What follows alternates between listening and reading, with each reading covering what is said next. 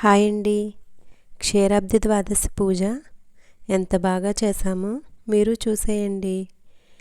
మా తులసమ్మ చూడండి, క్షీరాబ్ది ద్వాదశి పూజకు ఎంత బాగా చిగురించిందో. తులసమ్మ చిగురించినట్టే మన ముఖంలో చిరునవ్వు, మన జీవితాలు కూడా చిగురించాలని మనస్ఫూర్తిగా కోరుకుంటున్నాను.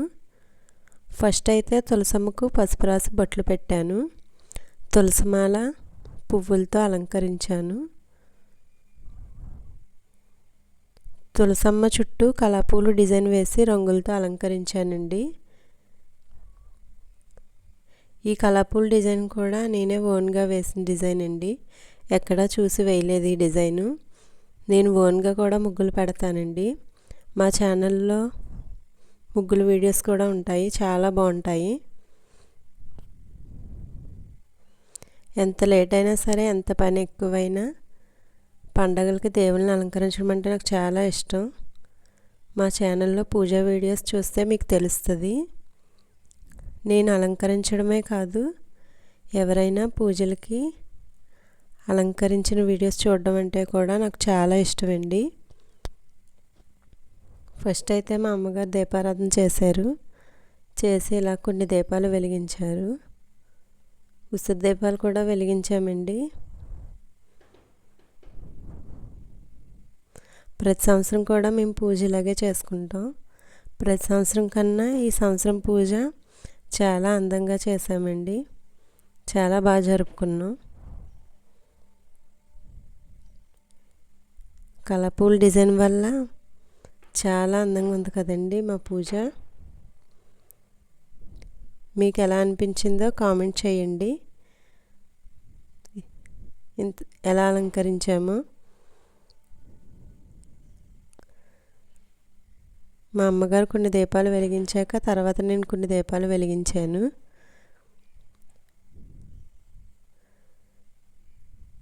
నైట్ 8:30 అయిపోయిందండి మా పూజ అయ్యేసరికి.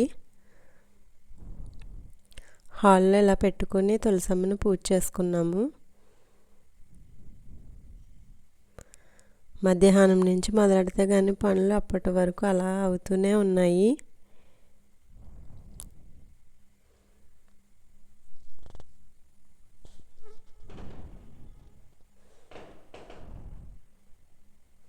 తులసమ్మ పూజనే కాదండి, ఏ పండగలకి ఏ పూజ అయినా సరే మేము ఇంత బాగా దేవుళ్ళని అలంకరిస్తాము. మేము కొంచెమే అలంకరించిన దేవుళ్ళు మాత్రం పండగలకి చాలా కళగా ఉంటుంది పూజ అంతా. నాకు అలా పూజ చేసుకుని లాస్ట్లో అలా చూస్తూ ఉండాలనిపిస్తుంది మా పూజని. నేను అలంకరించుకున్నదైనా సరే నాకు అలా చూడడం అంటే చాలా ఇష్టం. అలా చూస్తూ సంతృప్తి చెందుతాను. నేను హ్యాపీగా ఫీల్ అవుతాను. అలా దీపాలన్నీ వెలిగించి ధూపమది ఇచ్చుకుని లాస్ట్లో హారతి ఇచ్చుకున్నామండి.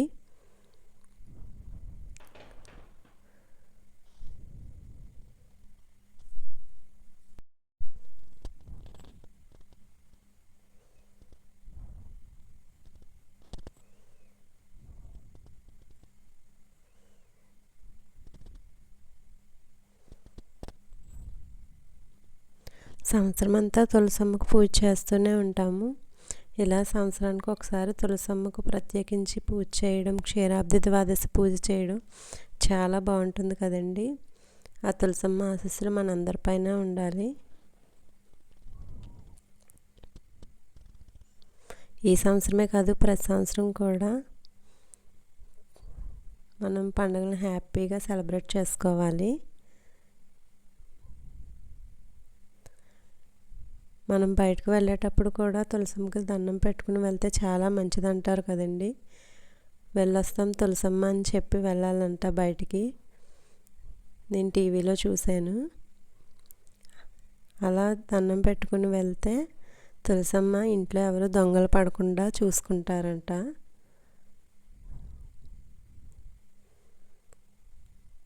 ఆ వీడియో చూసినప్పటి కాడి నుంచి మేము అలాగే చెప్పుకుని వెళ్తామండి బయటికి. నాకు పూజ వీడియోస్ చూడడం అన్నా పూజలు చేయడం అన్నా చాలా ఇష్టం.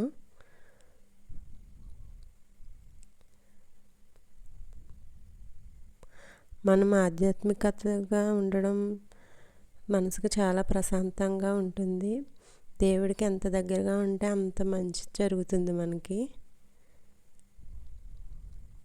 దేవుడి ఆశీస్సులు ఉంటాయి మన పైన అని నేను భావిస్తానండి.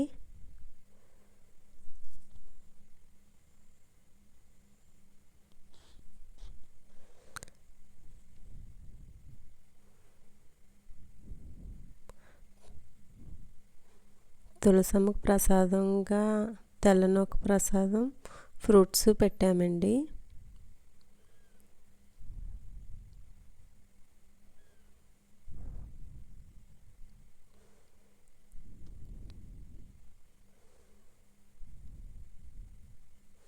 మా పూజ అయితే చాలా అందంగా జరిగింది.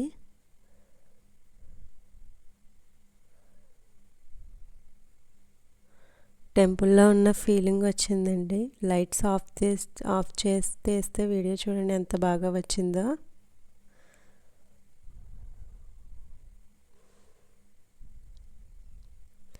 అంతేనండి, మన పూజ గదిని ఎంత బాగా అలంకరించి దేవుళ్ళని ఎంత బాగా అలంకరించి పూజ చేసుకుంటే అంత సంతోషంగా ఉంటుంది మనకి, మనసుకు ప్రశాంతంగా. మనం చేసిన దాన్ని బట్టే కదండి పూజ కూడా కళగా కనిపిస్తుంది. పూజ గది